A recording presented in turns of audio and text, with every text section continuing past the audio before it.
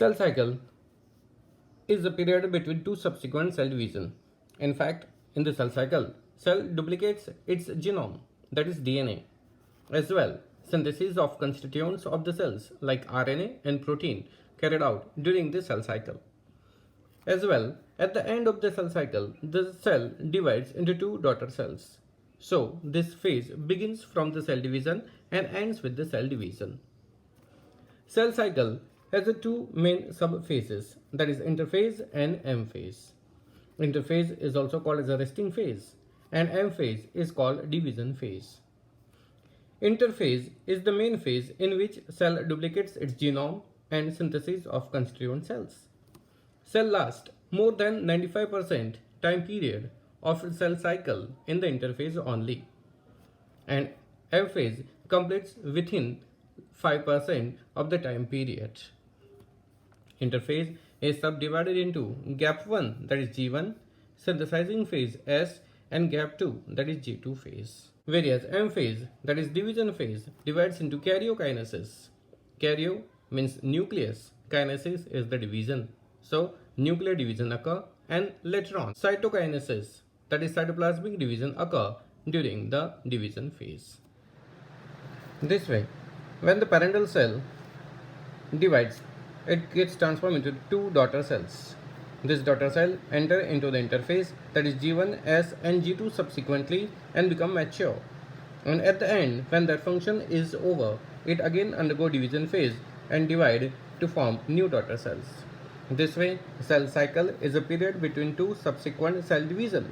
It starts from the daughter cell and ends with the daughter cell, and so we can say it is a period between two subsequent cell division. If we look at this diagram of the cell cycle is divided into division phase and interphase here. After M phase, that is G1, then M, G2 phase, and then again M phase. This is the cell cycle, which is continuously carried out in undifferentiated kind of cells, which never loses ability of cell division. Some cells after M phase enter into G0 phase or quiescent phase. It means they loses ability of cell division and get transformed into the tissue. These cells never undergo cell division again. Yes, their proliferation or growth may carried out by increase in size or by spreading inside the body. Examples are the muscles of our body and the neurons enter into G0 phase and they never undergo cell division again. Some cells in our body which have ability to re-enter into G1 phase from G0 phase. Such cells are called de-differentiated kind of cells.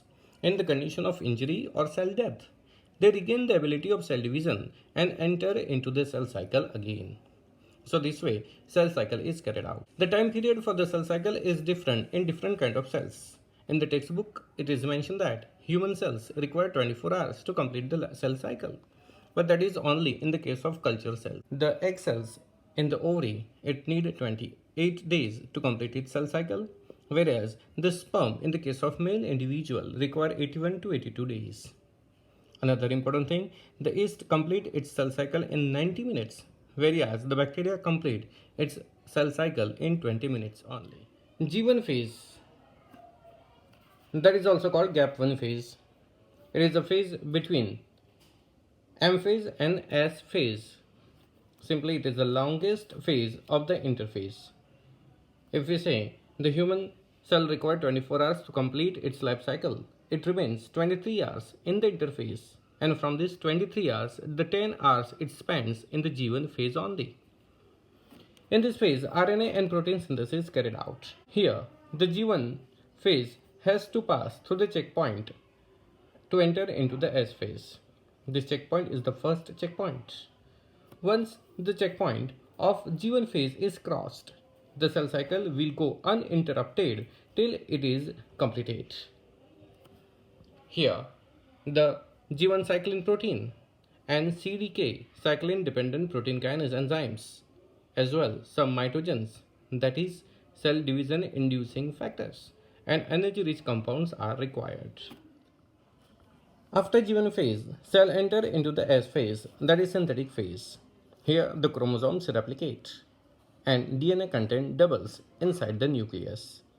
In the prokaryotes, as they are haploid, The content of the cell, that is 1C, get transformed into the 2C. It gets double. But eukaryotic cells, which are diploid in nature, having two sets of chromosomes, which are 2C and get transformed into the 4C. Very important notable thing over here is that the DNA in the form of chromatin remain attached in pairs. So the number of chromosomes does not increase. Here we can say the chromatin material is like this.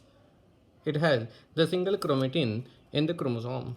But when it enter into the S phase, this way the another chromatin is formed which remain associated with the centromere.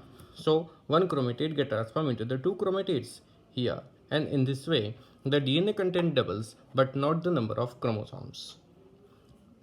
Histone proteins and subunits of kinetochore proteins also synthesize in this phase. The centromere also begins to divide in centrioles in this phase. G2 phase, that is second growth phase or pre-mitotic gap phase, which occur after synthesizing phase and before the M phase. DNA synthesis stops when this phase initiates, but the formation of RNA and protein continues, which are required for the multiplication of cell organelles, spindle formation and the cellular growth. So cell is ready for the next cell division at the end of G2 phase. But the important thing is that cell has to pass through the second checkpoint to transform into G2 to M phase. It is mitotic cyclin which facilitate or induces to cross this second checkpoint and cell enter into the M phase or division phase. Now, what is these checkpoints and how cell cycle is controlled by cyclins and cyclin dependent protein kinases? Let's talk about the cell cycle control in our next lecture. Thank you.